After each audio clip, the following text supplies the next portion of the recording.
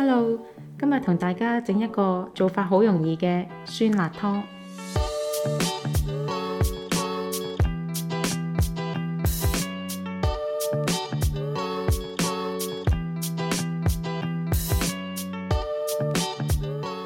先將豬肉洗乾淨，然後切絲。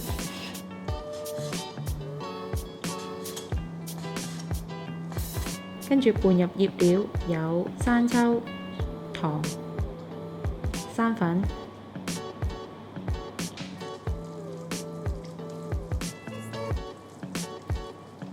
最後加入少少麻油，醃10分鐘，跟住備用。冬菇同木耳浸軟之後切絲，硬豆腐切粒，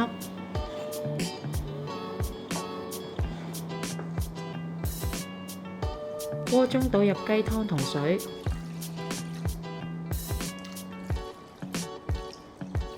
蓋上鍋蓋，開中大火煮滾，然後加入肉絲、冬菇絲同木耳絲，跟住加入黑醋、生抽、老抽同埋豆瓣醬，轉中火煮20分鐘。喺煮嘅期間，用一個細碗打勻雞蛋，先加入豆腐粒攪勻，再將蛋汁慢慢加入湯中，推成蛋花，